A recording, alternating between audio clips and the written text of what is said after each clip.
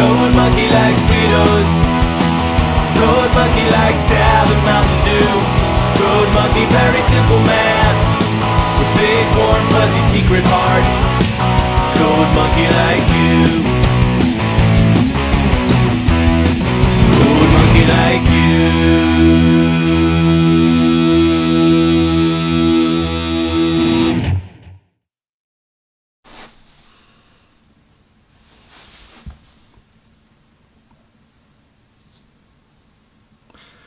Well, that was stupid. Hey Dino Dudes, what's going on? It's me, the Media Raptor, and guess what time it is? It's Christmas time. I love Christmas. I love family, I love the celebration, I love what it really is all about, and you know what else I love? I love Christmas horror movies. Or just Christmas movies in general. But hey, since it's nearly that time of the year, it's time for me to make a completely obligatory Christmas special, which really is no different from the other 100+ reviews I'll post throughout the rest of the year. Only difference is I'm wearing a Santa hat, and I'm saying it's a Christmas movie, so yeah, just go with it. I don't really know why I feel I have to do this, but you know what? I like this series, and I want to give you guys all a special gift. And there goes my dog. Now is her barking Merry Christmas to all of you. Now, what kind of movie could I be reviewing this year for Christmas? Well, over the past 2 Christmas specials, I'm not sure if this is my 3rd or 4th, I reviewed both Gremlins and Krampus. So you know what? Let's continue that tradition of reviewing a Christmas horror film with the 1993 stop-motion classic, Tim Burton's A Nightmare Before Christmas, which ironically he did not write or direct. In fact, I have no idea what he even did. You know what? I'm going to look it up real quick. I had opened this because I was curious. Let's see here.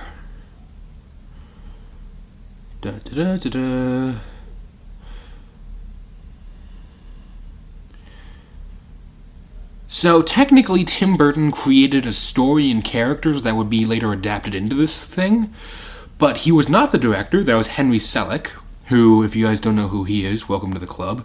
But he also directed things like Coraline wasn't a Tim Burton movie? Then again, I don't think that it wasn't based off one of his books. It was, well, no, he never wrote books. Whatever. He's directed a lot of these odd-looking horror kids stop-motion movies. And to be completely honest, I don't think a lot of them are pretty good. We've had films like Paranorman and Frankenweenie and Corpse Bride and Nightmare Before Christmas. Corpse Bride was okay, the other 2 I mentioned were terrible, but Nightmare Before Christmas is a dream come true. You guys, every year when Christmas comes around, and Halloween, I make sure that I watch this movie at least once. And all throughout the rest of the year, sometimes I'll find myself singing along to some of the songs on my iPod. Believe me, this movie deserves the classic award it's been given.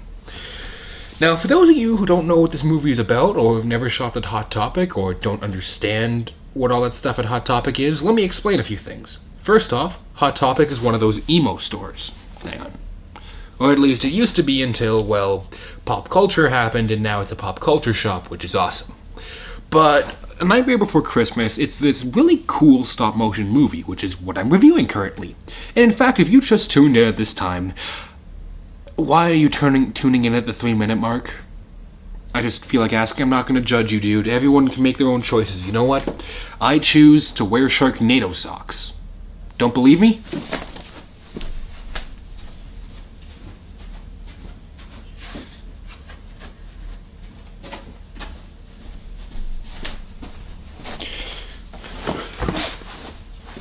Sharknado socks. So let me talk about the story. Our main story, pretty much the basic idea, is the main character, Jack Skellington, aka the Pumpkin King, is the main, well, star, I guess, of Halloween Town. You see, every single holiday has a door, and in that door it leads to an entire world set solely on that holiday. We have Halloween, Valentine's Day, Christmas, St. Patrick's Day. I think that's it. I really feel like I'm missing 1 or 2, though. Whatever. And essentially, our main town we focus on is Halloween Town, where One day a year they celebrate Halloween, obviously, and the other 364 days it's literally spent preparing for Halloween. But our main character, Jack Skellington, of course, he has to have some sort of conflict, and to him, he's bored of it all. Yeah, it's kind of cliched. That's kind of lame motivation. Is, oh, he wants something new. Disney's done that a lot of times. But anyhow, it's at least interesting what they do. They don't really explain how, and I'll get to this in a minute, but he accidentally finds himself at the forest where all the Christmas doors are. And from there, he finds himself teleported to Christmas Town. And there, he learns about Christmas, and he feels like, you know what, Halloween Town should celebrate Christmas. In fact, he wants to be Santa.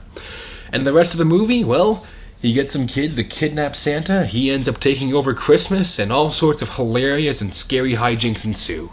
That pretty much is the basic plot of it. And to be honest, the movie's only about 75 minutes long. Let me check that, actually. It's a very short film. In fact, hang on. Yeah, it's 75 minutes, including credits. Like, that's with the credits. So it's not the longest movie ever, but it's really entertaining. But it does also have some plot holes. Like, one, how does Jack end up getting out of Halloween Town to the forest where the other doors were? We see him walking, and then all of a sudden he's there. Okay. How did he get there? Second, how do these doors get created? That isn't really a big plot hole, because this whole movie is fantasy, so you gotta take a lot on. It just is the way it is. But to me, the biggest plot hole in this entire movie, and I really wish they would have talked about this, it didn't bug me, I just thought this would make an awesome sequel or some sort of comic, is our main villain, Oogie Boogie, who is by far one of the greatest Disney villains ever. He is probably my favorite Disney villain there is. He really doesn't like Jack for some reason, and Jack doesn't like him. They give some explanation that to Oogie Boogie, Halloween is all about scaring people, even if that means hurting and or killing people. That's about it for their whole why they don't like each other. I think they could have had such a cool backstory there. And my biggest problem with this movie is there's no sequel of any kind. All we got was a video game, but I'll talk about that in a few minutes. So, yeah, since we only have 70 minutes, our characters are kind of, well, somewhat cliched. But that really is made up, though, with the amazing jokes they can make. I'm not talking, this movie isn't much of a comedy, but the mayor of Halloween Town, his head literally turns 180 degrees, showing two faces. It's jokes like that make this movie great.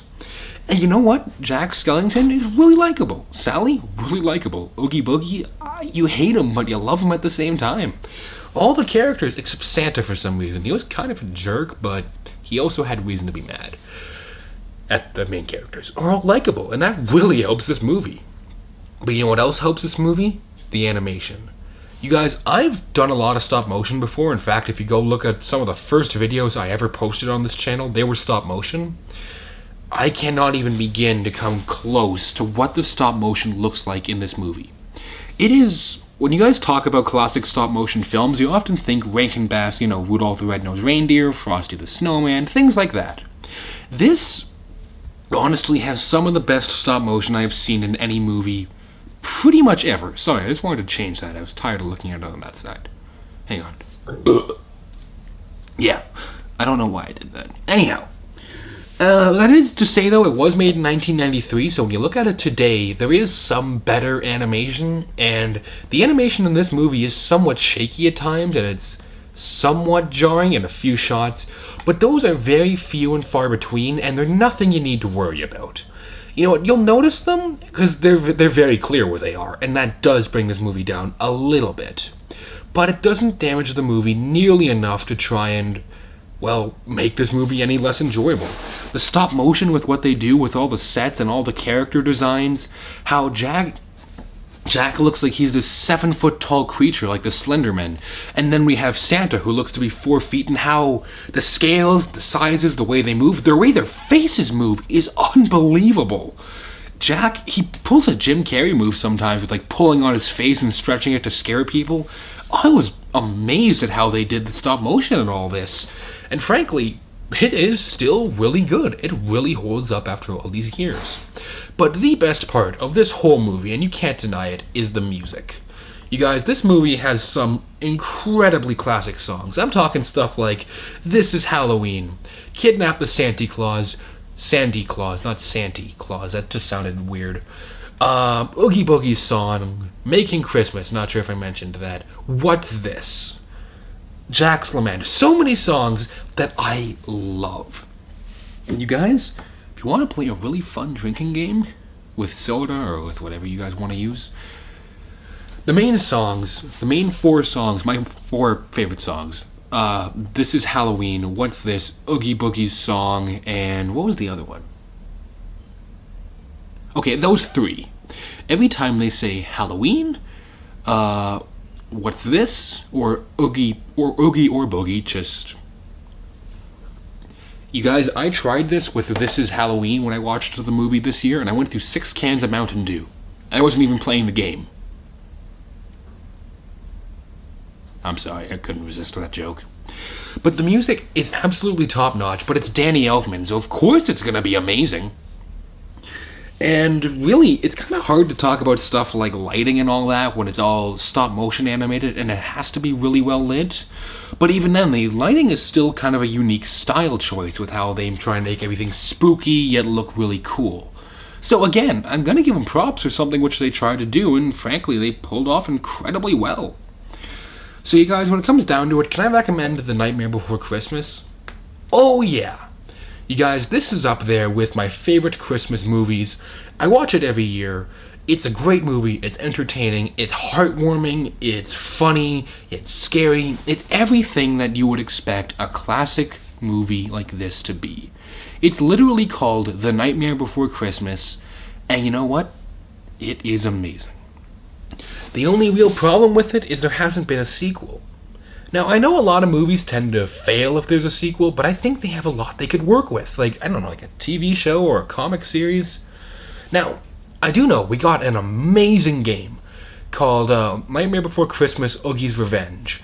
If you guys don't know what that game was, literally imagine the fighting styles of God of War and Devil May Cry mixed with Parappa the Rapper.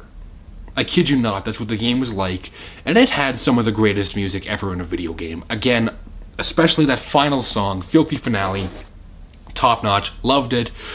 Really wish they would put it on the PS4, or at least re-release it on the PlayStation Network, which they haven't yet, and that's kind of annoying, because I would totally pay to play that game. But yeah, you know what, you guys, check it out. It's a great movie, and I can guarantee you're gonna love it. Now you guys... It's that time of the year again. It's Christmas. You know what? At this time of the year, everyone gets really excited.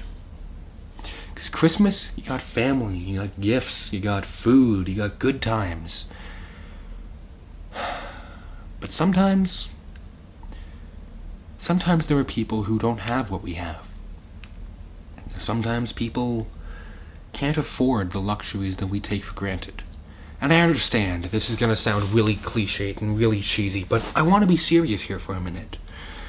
There are a lot of families out there who are living with single parents, and they're doing everything they can to try and make their kids have a happy Christmas, but there's only so much they can do. And you know what, you guys? As much as I love Christmas, I don't need presents. I don't need new video games or movies. Because to me, there's only one gift I need, and I got it a long time ago. Many of you know I am a Christian, and if you don't agree with that, I'm not going to argue with you. Please don't try and start a fight in the comments. I will remove those comments, because this is not what I want this video to be about. Sorry.